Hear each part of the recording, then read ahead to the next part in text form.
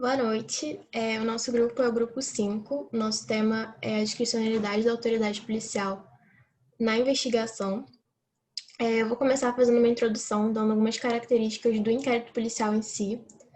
Então, a primeira característica que eu vou abordar é o fato do inquérito ser sigiloso.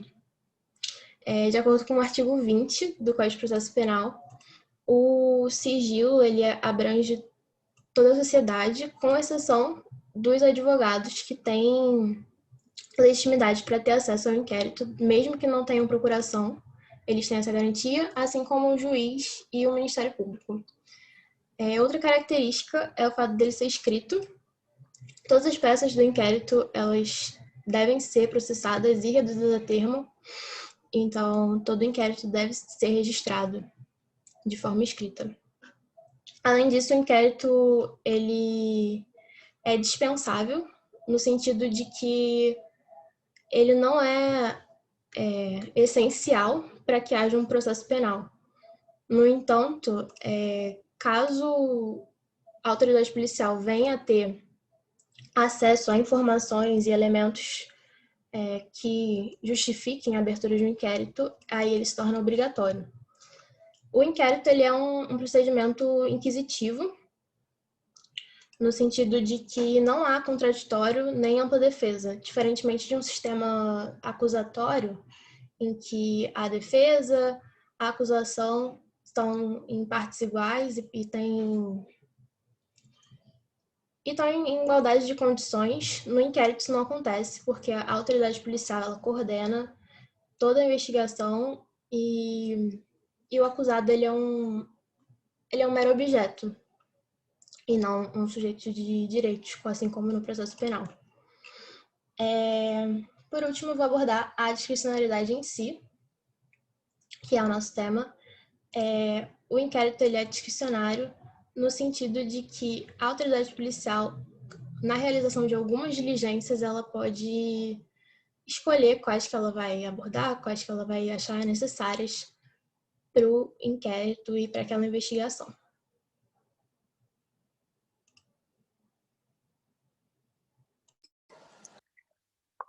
O inquérito policial ele é um processo administrativo conduzido pela Polícia Judiciária que tem como objetivo colher indícios de autoria e materialidade do fato.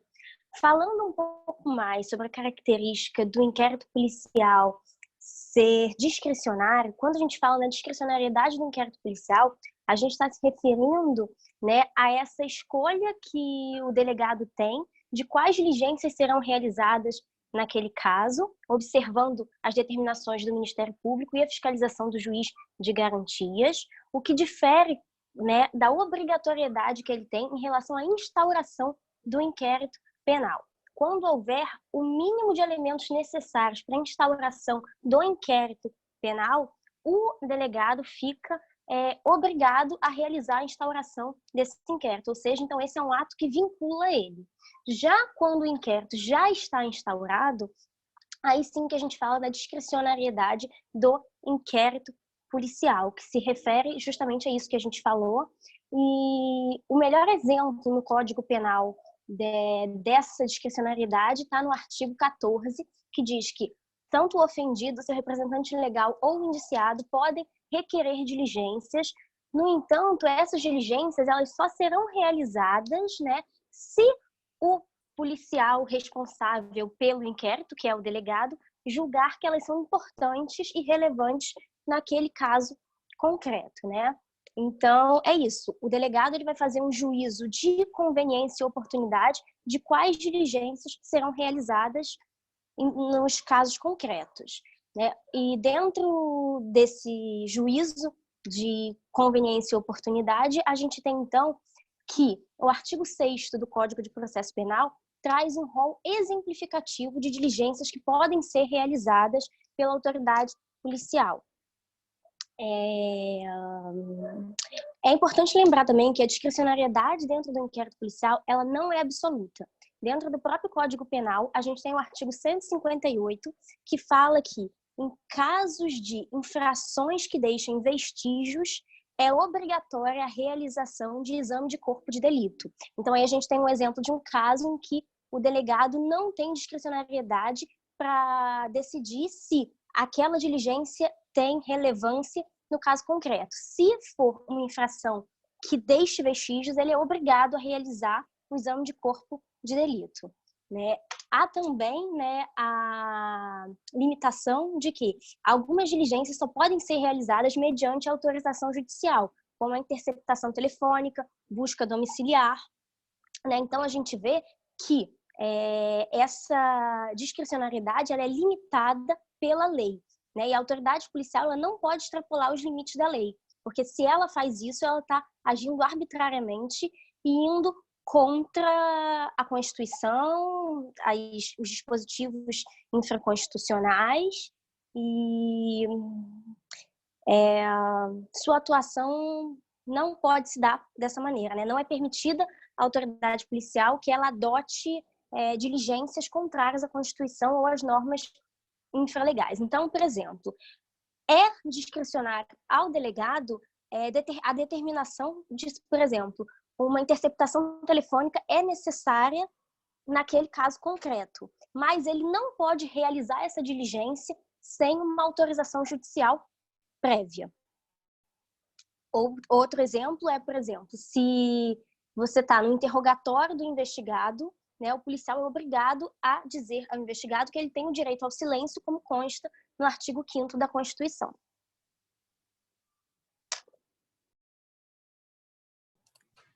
Como bem adiantado pela Isabelle, que vai ser posteriormente esmiuçado pelo restante do grupo, a discricionariedade da autoridade policial no inquérito não é absoluta.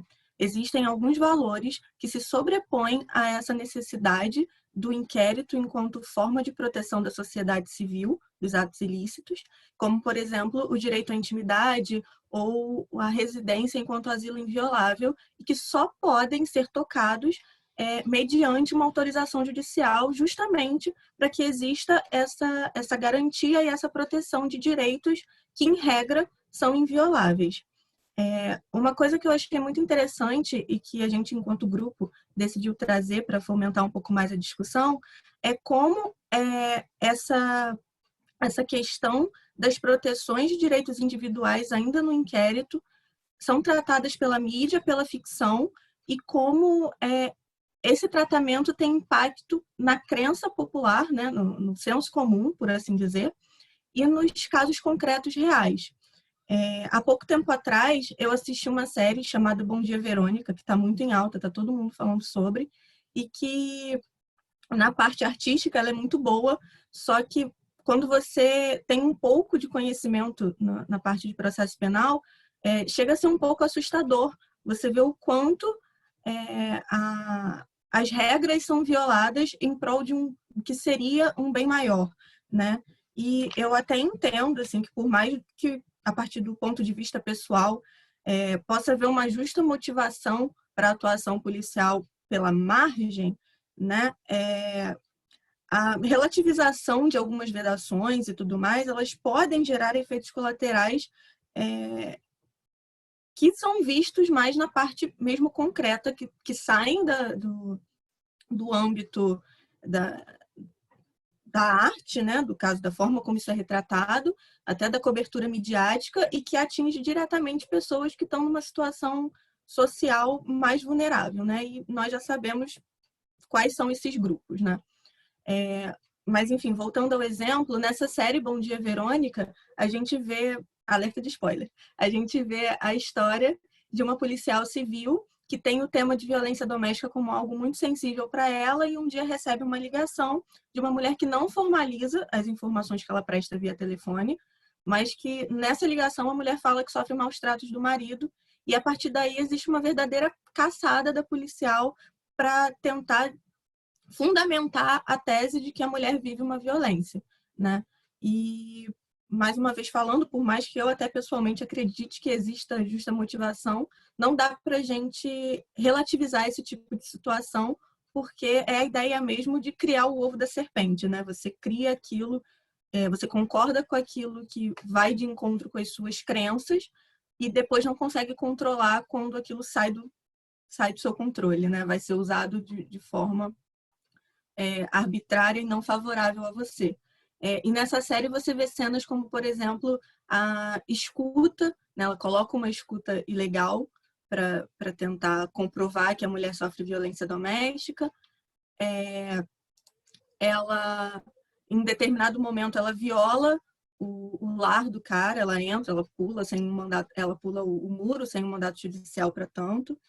E por mais que, alerta de spoiler mais uma vez, no final se comprove que o cara realmente era culpado e tudo mais, esse tipo de crença que fundamenta a ideia do processo inquisitorial mesmo, a ideia de que alguém que foi acusado muito provavelmente tem alguma relação com o fato, né? Tem desdobramentos na realidade que são muito menos passíveis de romantização do que o que a gente vê na mídia e o que a gente vê na ficção, como, por exemplo, um caso que teve há pouco tempo aqui em Niterói, que foi até de grande repercussão, do violoncelista Luiz Carlos da Costa Justino, né? Que ele teve a prisão preventiva dele decretada anos antes, acho que em 2017, mas só em 2020 ele foi preso, porque como uma das características do inquérito é ele ser sigiloso, o rapaz nem sabia que havia essa investigação contra ele.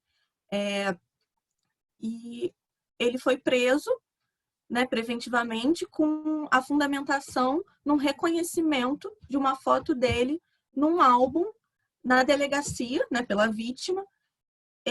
Só que não foi levado em consideração que esse rapaz não tinha antecedentes criminais, ele não tinha ficha e, portanto, não faria nenhum sentido ter uma foto dele na delegacia antes mesmo de surgir a ocorrência de um fato, né? Porque assim que a vítima do assalto foi prestar queixa, foi oferecido a ela esse álbum para que ela pudesse identificar o suposto autor do crime, né? E aí uma coisa que eu achei muito interessante, que foi até o juiz André Nicoliti, que é professor também de processo penal na faculdade, levantou na decisão dele que revogou a prisão preventiva, foi a ideia da cadeia de custódia da prova, de que você não pode simplesmente surgir com um fato sem comprovar que esse fato tem um mínimo de fundamento, que ele é minimamente verossímil, né?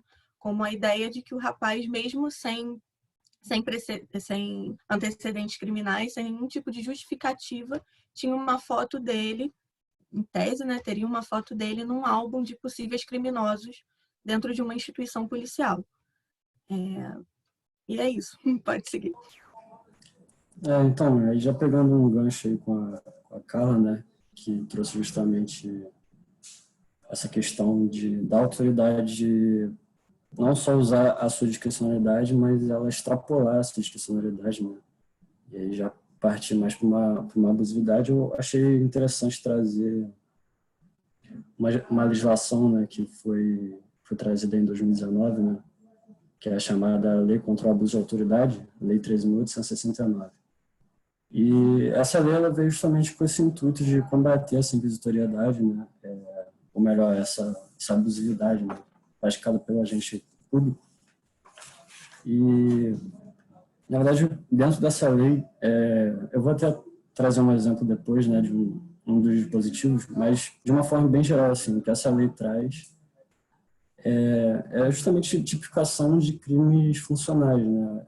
Então, justamente quando o agente público, né, o policial, o delegado, ele extrapola esses caminhos, né, essa discricionalidade que ele pode seguir dentro do inquérito, né, dentro da investigação. Ele agora, com a partir dessa lei, ele vai sofrer, né, a punição estatal, né, teoricamente, né. A gente sabe que na prática nem sempre funciona assim. Mas, enfim, é justamente isso, a tipificação de crimes funcionais. Então, como exemplo, eu peguei o artigo 27 aqui dessa lei, que traz que requisitar a instauração ou instaurar procedimento investigatório de infração penal ou administrativa em desfavor de alguém, à falta de qualquer indício da prática de crime, a pena detenção de 6 meses a 2 anos e multa.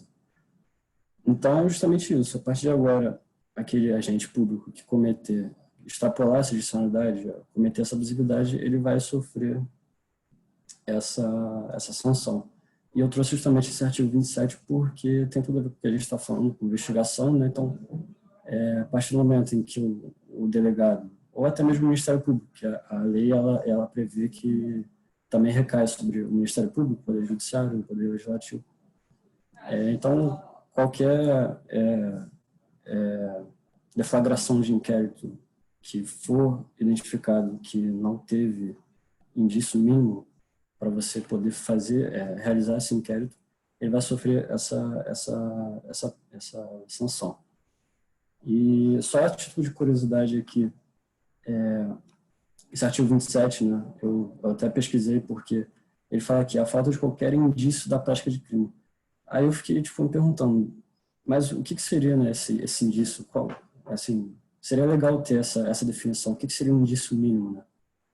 Justamente para não ficar algo muito aberto e, assim, dar margem à autoridade policial, ou seja, essa legislação não serve para nada, né? Isso é uma legislação inócua. Aí eu peguei uns exemplos aqui que os tribunais eles já decidiram, né, a respeito. Esses indícios mínimos, como exemplo, a denúncia anônima ela não autorizaria a deflagração de inquérito.